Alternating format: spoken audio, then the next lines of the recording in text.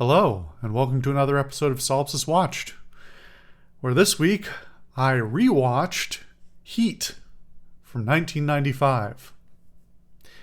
Now, if you are a long-time viewer of this particular show, or my channel in general, you probably know that I've talked about Heat a bunch of times, and I've expressed in no uncertain terms my general opinion on it. On this particular show, I tend to avoid rewatching things. I don't think I've ever before actually broken with that rule and gone and watched something that I've seen before. I may be mistaken, but this show's been going on a while. And usually the reason for that is I like reacting to things that I have not experienced and reflecting on those experiences and my initial experience with them.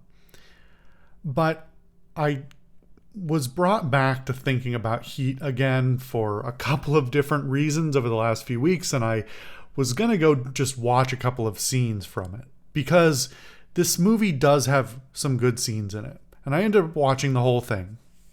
And as a result, I now need to get some of my thoughts back out there again, I need to get some fuller thoughts out there regarding my still unchanged opinion that Heat is a pretty bad film. I know that I'm not going to make any friends saying this. Maybe a few who feel the same way. But generally, this is a really well-regarded film. People really like it, generally speaking, both in the cinemaphile community and in the general public. It is well-regarded. And I just strongly disagree with it. With that premise for a whole bunch of reasons. And we're going to get into it. I have not written a script or any bullet points for this. I just want to sort of let myself flow with this and see what happens. And maybe one day, because this will continue to plague me, I'm sure. Maybe one day I'll bring another friend on to talk about this movie and my feelings about it. Because I need somebody to ping off of as well. Because every time I think about this movie, it frustrates me. I've probably watched this movie, I want to say in full, at least 4 or 5 times, and chunks of it even more than that. And my opinion has never really changed very much. On this watching, it's been some years now since I've watched it. On this watching, there were little details that I noticed that I appreciated a little bit more than I have before. Because, the more cinema I watch, the more reading I do and these things, the more I, notice some of the nuances in cinema and storytelling and all these sorts of things. Part of the nature of maturing as an arts, absorber, a consumer of arts. I don't like that terminology, but there it is. And so there are little things that I maybe didn't appreciate as much on prior watches of it, but it doesn't change my overall opinion at all. Doesn't even change individual scenes or really anything meaningful where I can say this, I like this better now, or I like something I didn't like. And I am really genuinely trying to find what people like about it. And I get that there's a lot to like. I even agree that this movie has a lot in it to like, but it is, to me, a perfect example of something being less than the sum of its parts and a little bit too self-absorbed to notice when it needed to pull things back a bit. I'm just going to launch straight into this and not worry about spoilers at all, because contrary to some of my other videos in this series, I'm not going to talk about non-details as much, because I think it's important to analyze this thing as a whole if I'm going to, say why I think it's a problem. So the arc of this film appears to be about 2 things, basically. It's about a bunch of It's about a bunch of criminals and a bunch of law enforcement agents and the way they relate to their work and the things they do in regards to their work and their relationships. And I think that is where the main problem with this movie lies for me. Because this movie is a bad heist film and it is a bad character study. And it should be good at both. And it isn't. A lot of that is down to the script. The script is juvenile and hollow and just lacks a lot of depth and subtlety, and even just needs some cleanup in the basic writing.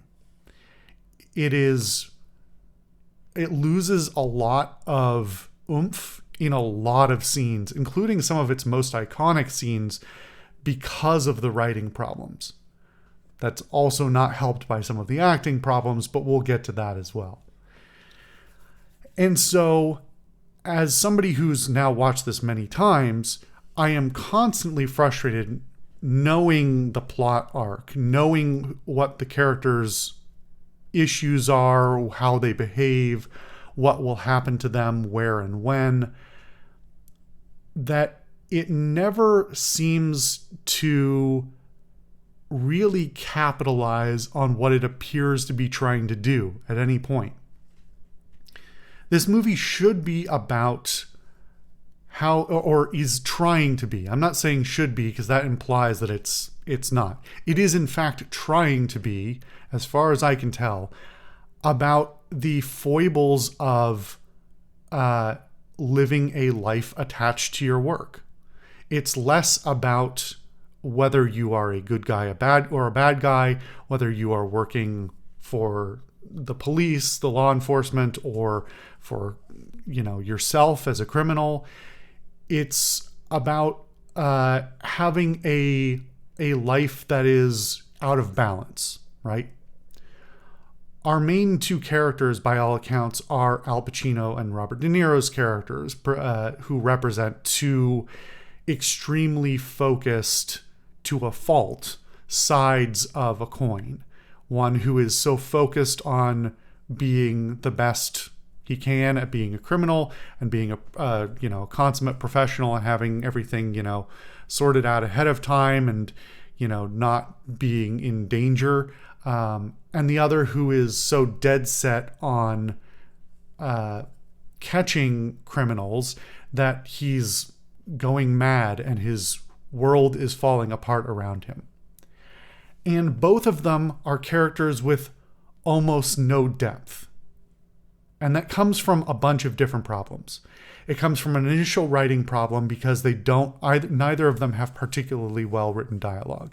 It comes from an undercharacterization problem where, even though both of these characters do have substantial numbers of scenes that are just merely about their interactions between themselves and the people around them, whether that is wives, girlfriends, coworkers, just strangers, whatever, that characterize the type of person they are, do a decent job of characterizing the type of person they are in the tropiest sense, but do not tell us much about them as people.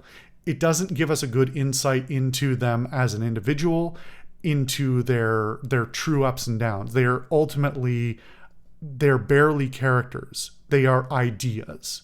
They are ideas, representations, far divorced from an actual human being of what it means to be in a certain role and a certain amount of focus and a certain amount of insanity that goes into being that focused and that good at what you do.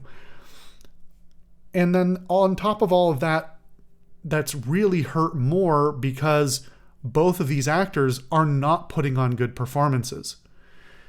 I've heard both of these actors' performances be widely acclaimed in this movie as well, and I don't get it because I think they're both pretty bad.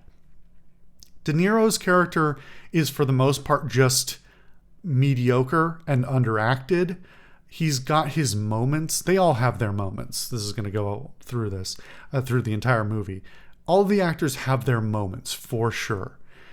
But more often than not, De Niro is just boring me. Rather than me believing that he is somehow so reserved and focused and untouchable in his imagined like perfection of being a criminal, he instead makes me believe that he's like just sort of awkward and like borderline sociopathic, and that the arc that he has in the film of realizing that he lacks intimate relationships in his life, whether that's literally his a romantic partner, or that he lacks a direct that intimate friendly connection to any of the people that he works with.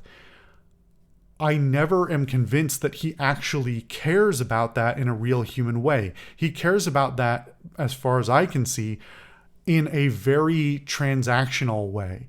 He cares about the idea of having a partner to be with. He cares about the fact that everybody around him has a wife or girlfriend who, even if they have problems, are present for each other. He cares about the presentation of himself, rather than really having, what would be a character moment of having cracks in the armor, where maybe the thing that takes him out of the moment of being that perfect criminal is the want for something more and the feeling of lack of fulfillment, which the movie hints at but never really touches on. Pacino's character, by great contrast, has also no meaningful relationships. He has a horrible relationship with his wife, but neither of them make any substantial effort to fix their relationship at any point, meaning the arc goes nowhere. That's even played to the worst possible end, where his daughter, I hate this, his daughter, who is played by, what's her name? Oh, it's killing me. Queen Amidala is like, she's not a character either. She is a plot point so that he can have a thing to neglect, and then she can very nearly die to show his neglect. Like, the fact that her attempted self-yoink is played as a plot point because he needs a reason to be temporarily distracted, and then it doesn't even trigger an actual moment of realization for him. Like, maybe that's ultimately the point, that nobody really changes in the movie, right? But even if that was the writing point, that all of these people are hopeless and they can't be fixed, then the movie still does a bunch of other things that undersells those aspects, if that's what it's trying to do. So having her character only exist to be annoying and then to almost die is gross, to say the least.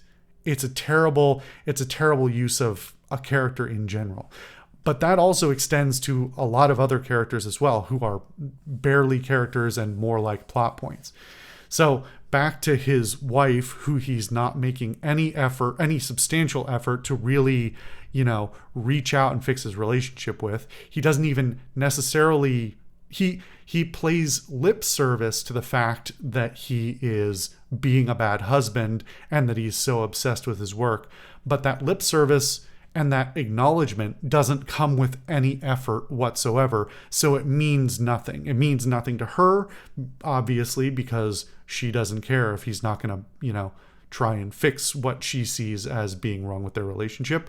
And it doesn't matter to us as viewers because it's just padding for the dialogue that it doesn't play out in any way. He doesn't even make an effort that then fails.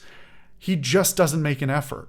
Like, you could argue there are tiny moments where he's like, oh, I'll just ignore this thing. But it breaks within literally seconds or minutes where it's just like, oh, I'm back to the other thing. And the same thing goes for basically all the other characters. So I'm not going to get into all the details of. But this really keys into what's wrong with the plot, which it can't decide whether it's trying to do a character study of complex characters in opposing positions of great tension and unpack the psychology behind those two characters in particular and the wider group, or if it's trying to be a real heist action movie. And the biggest problem with that is the thing the movie does best is its action scenes. The opening scene of this movie is iconic. It's amazing. It's like a theme setter for so many other things that have come after it. Has inspired hundreds, if not thousands, of other movies and games and other pieces of media. It and the other, the main heist chase in the middle of the film are possibly some of the most influential, and rightly so, pieces of action cinema in the last, I guess this movie is now 30 years old, isn't it? But even before that, this, overtakes is basically some of the best cinema ever in some of those moments. But unfortunately, those scenes exist basically in a vacuum. And once you start to interrogate how you get to those scenes and how you exit those scenes and the after effects of those scenes, that's where the movie starts to fall apart again. Because it's not the act of a particular heist or a particular injury or a particular choice within one of those scenes that ever really directly influences any of the other scenes that are happening. The fact that Val Kilmer's character gets shot to hell and almost dies means nothing, because a couple of scenes later, he's up and about and he's wounded, yes, but it doesn't directly affect the rest of the scenes that follow. He has no change of heart. He has no, he doesn't even have a moment of not being able to do something or having to do something else, or it doesn't really change any of the calculations in the plot at all. And that the same thing goes for so many other things that happen in this film. One of the only meaningful things that happens in one of those scenes that actually lasts for any duration of time is the fact that they don't successfully execute Waingro after the botched part of the heist at the beginning of the film, which itself is a huge failure of writing, because how are these four guys going to stand around about to execute a guy in they're all painted as completely competent, right? But they're all standing around scoping the place so they can ensure that they can kill this guy properly and throw him in the back of the car. But somehow when one police car drives by, they are all so distracted and so incompetent that he just disappears right out from under, between his legs. Come on, man. Are you really going to tell me that that's what I'm supposed to believe?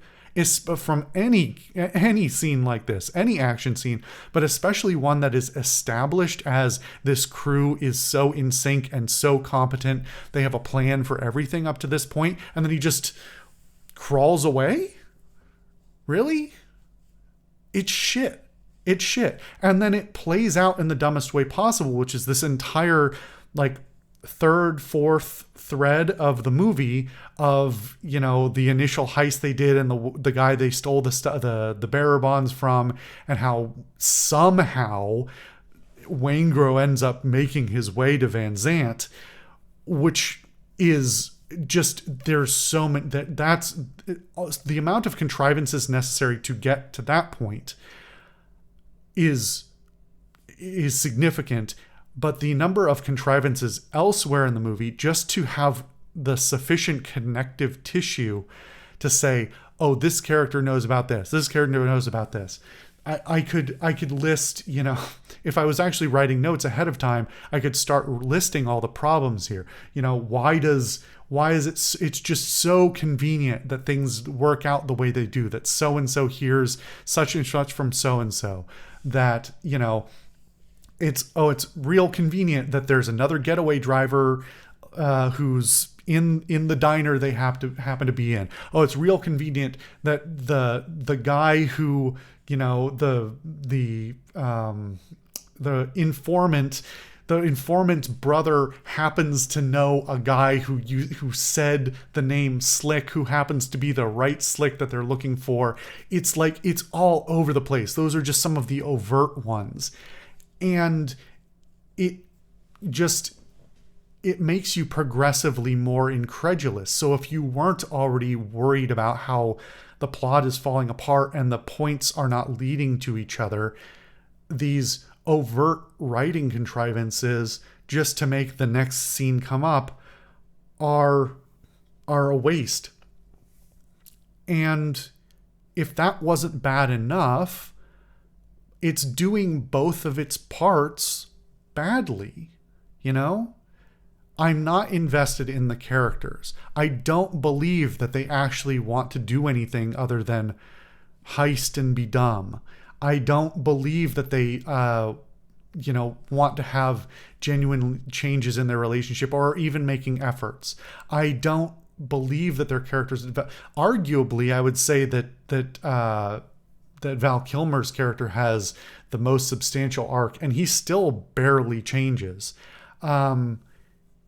He's also probably one of the best actors in the entire thing, both in the action and in the the dialogue stuff.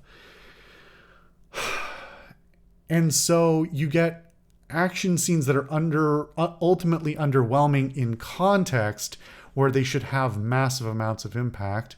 You have characters who you don't care about that much when bad things happen to them, no matter which side they're on, because everybody's a scumbag who's not making an effort. And you just, it's just not compelling. At no point am I compelled. Meanwhile, it takes its sweet time at a runtime of nearly 3 hours. And I swear you could cut out 30 minutes easily, probably an hour, with almost no changes. Or sorry, not with no changes, but with almost no impact to the effectiveness of everything. Because if you're already going to hand wave or fake or contrivance away so many things, you might as well just skip scenes, especially the scenes that involve, say, De Niro's love interest. Doesn't matter at all to the plot. Pretty much all of the ones about the families and relationships of the main crew don't really matter. Man, I kind of forgot, actually. I was going to make a point about how terrible Al Pacino's acting is. God, is it awful. Like, it's a joke. This is one of the things that brought me back to this film again, as I was reminded again of some of the memes that have come out of this film. And I'll be totally honest, I don't know. It's hard to know what people attach themselves to when it comes to a meme. And one of the most iconic out of this is De Niro screaming at the guy, this guy, about she has a great ass. And I've always hated that scene. I hated it the first time I saw the movie before it was the meme was out there. I've hated it every time I see it when when somebody, links the meme or, posts it somewhere. I hate that. Not because it's a bad line. In fact, in context, the line is great. It should be, it should work really well.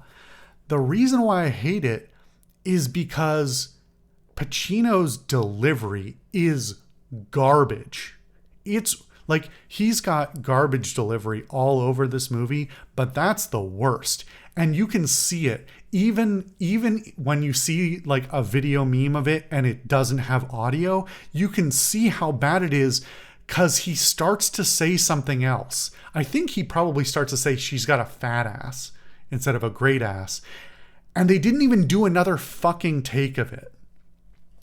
So he's delivered it wrong. He delivers the line wrong and manages to salvage the line.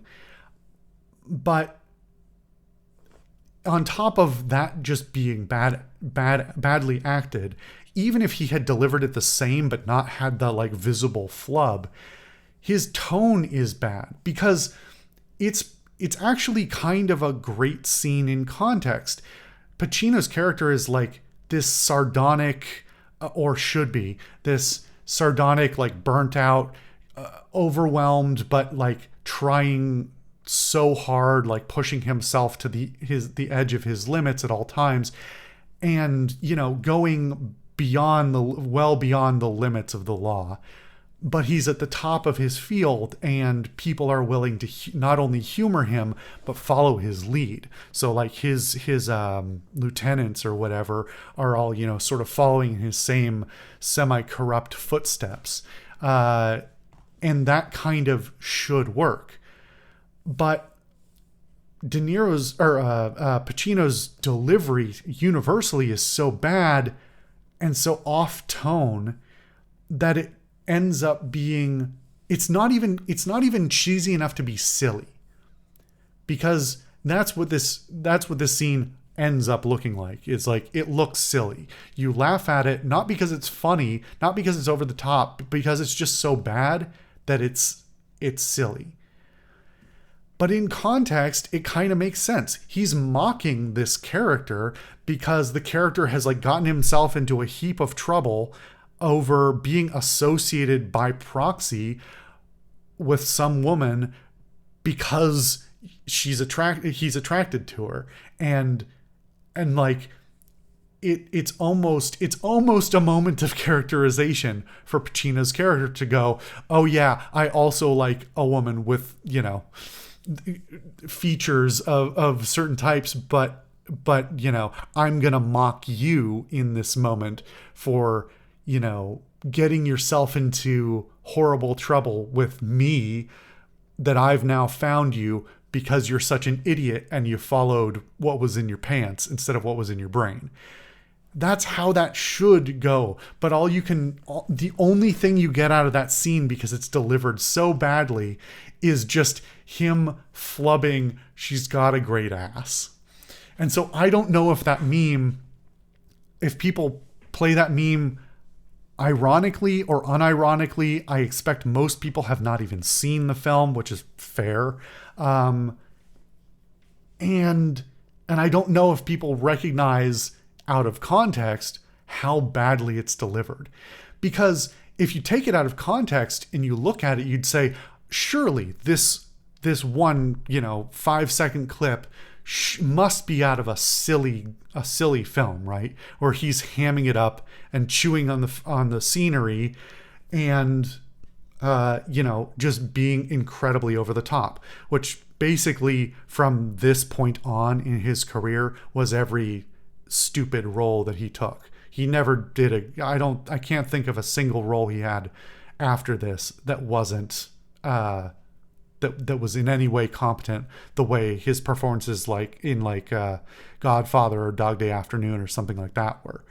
So this is the death of Pacino's career, or it should be. Even in like The Irishman, which is a vastly better film than this one, but still not a fantastic film, he still puts on a silly performance, but it's better than this one. So this movie starts to fail in the same way, ironically. No, it's not even ironically. It's just, I have many of the same gripes with this as I do with two other heist films. And I've talked a lot about heist films and crime films on this show. Two other very well-regarded crime films that I also think are deeply flawed. Those being Goodfellas and Casino. Now, don't kill me. I think that Goodfellas and Casino are much better films than this one. I think they are good. I think they are more flawed than people want to acknowledge, but they are much better than this.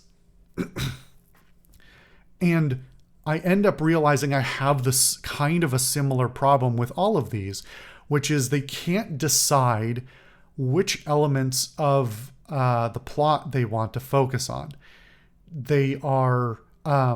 They're too deep in the sort of crime and grittiness aspect and cool guys versus cool guys to really to spend proper time or proper acknowledgement on the ways that these other intimate relationships affect the characters and determine the way they conduct themselves. Those relationships are there only as a sort of a plot element. They're never really explored. How do I put this? They're not explored in meaningful ways where the movie really wants to pay attention to those relationships. The relationships are only relevant in the ways that they affect the momentary mentalities of these characters. And they are all as well bogged down with sometimes questionable dialogue and overlong runtimes that wallow too much in their own dialogue and scenes that probably should have been cut. So back to this one. To compare it back, Casino and Goodfellas are much better films for a lot of reasons. They are also more competently directed.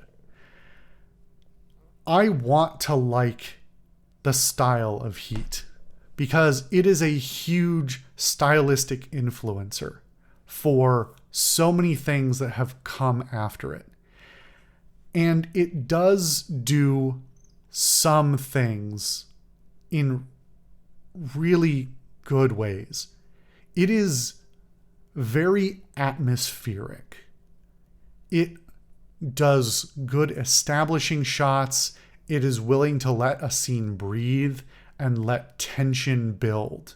This movie is great at using tension.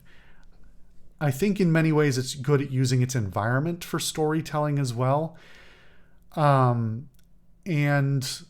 at some times it has very good, inventive cinematography. Unfortunately, at other times, it's ugly as sin. It's got weird, handheld, like Steadicam shots that have too much close up and too much distance. It's got shots that are just framed like garbage. Generally speaking, it does a very poor job, in my opinion, almost universally, of doing its shot reverse shot. Like, I don't know if Michael Mann is just not very good at shooting dialogue. It doesn't seem like that's his strength, certainly. The movie that, I could have sworn I had done a video on this channel about Collateral before, but apparently I didn't. I watched Collateral a few years ago, and that's a much more recent film, but does a better job in many ways of shooting a lot of what it's shooting. But it does fall into a lot of the same problems where his strength is in the shooting the action and not in shooting dialogue, not in shooting character. So I don't know if that's a more widespread problem throughout his cinematography and direction work. I'm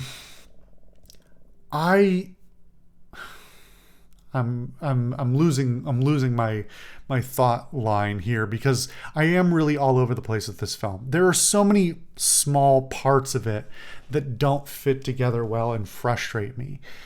And that's the frustrating part, right? I guess let's skip to the end for a second, because I think that is like the culmination of everything that's wrong with it, and then we'll arc back. The ending of this movie is terrible. It's bad it's bad at all the things the rest of the movie is good at, too. Because there's the moment where De Niro goes to get in the car and he sees Pacino coming and he walks away. And the movie should end there. Just end it there. Just fade to black as they run after each other. Because that's not a perfect ending, but it's better than what actually happens. It's so silly. They run across all of this scenery through the airport that is impressive technically, I guess, in that those must have been very difficult and expensive shots to execute and even get approved, probably for a variety of reasons. But then they just wander out into a dark field, and there's elements of this that I do like. I think there's interesting things with like the play of the light and the way that they're sort of tracking each other through light and sound and the things that they're hiding behind. But then at some point it's already got problems, and then it vastly overstays its welcome. And all I can see is two idiots standing in a field with guns in the dark, hiding behind red and white checkered boxes. And then one of them shoots the other one. And I don't care. Because I wouldn't care who died. I wish they both did. Because the movie has, at that point, completely lost what its meaning, whatever its intended meaning was. It doesn't know what it is anymore. What's the point of having Pacino kill De Niro? Or vice versa, if they had decided to do it the other way. Like, who cares? What does it say about the rest of the film, right? The ending of the film, especially with such a climactic moment, should mean something. But it doesn't. Pacino shoots De Niro, and what do we think is going to happen after that? He got the bad guy? We don't care if he got the bad guy, because this was already supposed to be a character who was charismatic. By all accounts, I think I'm going to say that we like De Niro, the criminal De Niro's character, better than we like the law enforcement agent Pacino, because even though De Niro has less attachments to the world and to other people, Pacino is such a horrible guy both in his work and in his personal life that you kind of want to see him learn a lesson. Maybe you don't want to see him die, but like you're not rooting for him. And vice versa, if they had gone the other way, whether it was lethal or non-lethal, if De Niro shot Pacino and De Niro got away, we don't really care, because De Niro's outcome doesn't matter to us. He has already shown that he doesn't care, like, true to his word in the most ironic way. He does not care about the world around him. He's learned nothing. He's deserving of nothing. He's the only thing he's deserving of in our like emotional minds is ongoing suffering for his choices, right?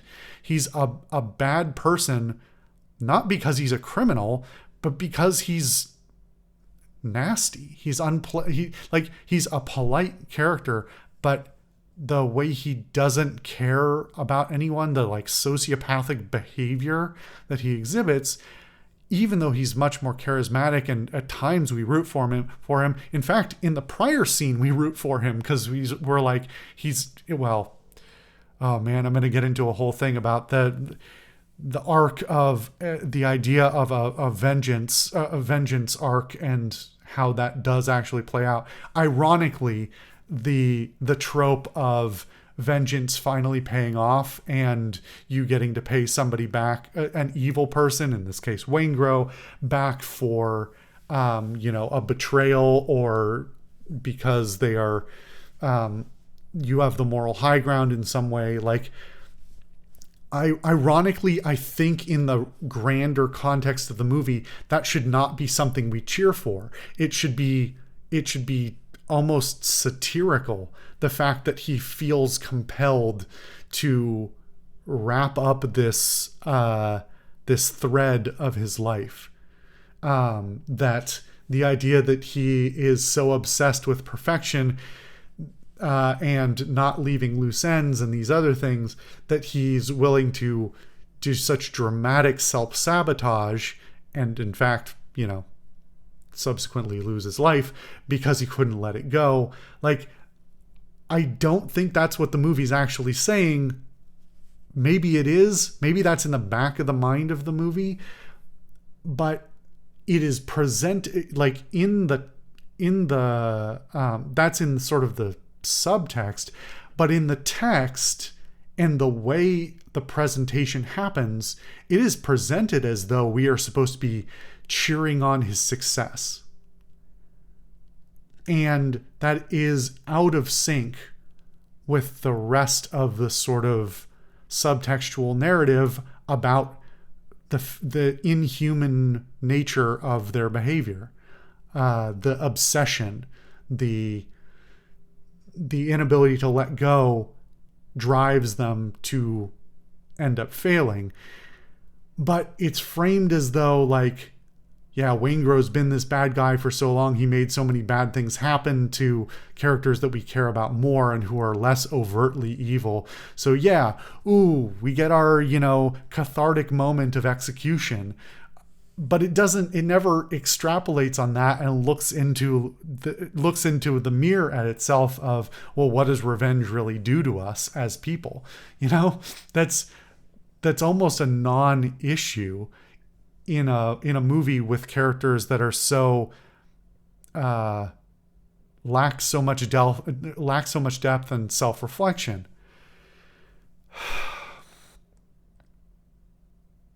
I'm all over the place, I know, but I'm just rambling about this. It just frustrates me because, as with so many other things, it's got potential. It's got potential for two really good movies in here. One about two characters who are obsessed with their work but fail to ever make the changes for their lives, and everybody around them suffers as a result. And then there's another one about two very talented people at their jobs who have such great tension between them because they are both so good at what they do.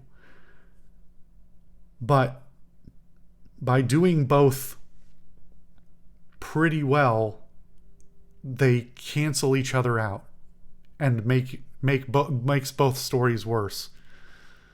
It makes the story of the talented people less compelling because we don't like them and aren't rooting for them.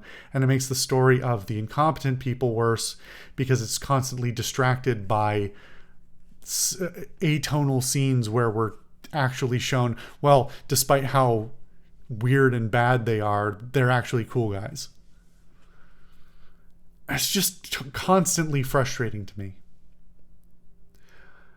I should probably stop talking about it, because if I'm going to make it any longer than this video already is, oh my God, it's so long, then I should actually write out better bullet points and probably have somebody to talk to about it. I don't know if I'll ever do that, but it's a thought. I just don't like this movie. I want to. It's got so much good going for it. and then it just doesn't ultimately execute well. There's a couple of good scenes though. There's a couple of good scenes. Can't deny that. I will never say you should throw the baby out with the bathwater with a piece of art. It's interesting. It's interesting. It's a very interesting movie. It gets my mind racing with all these thoughts about the nature of writing narratives and the nature of shooting movies and the nature of acting. And I think that's why I've watched it again and again, is it's so compelling in the ways that it fails. And the ways people like it so much, probably because they don't, I don't know. I don't want to say anybody's wrong for liking it. But I feel like if people really like this, they're not putting all the pieces together and seeing the places where all the holes are. Anyway, thank you for watching another episode of Solipsist Rewatched. I'll see you for something different next time.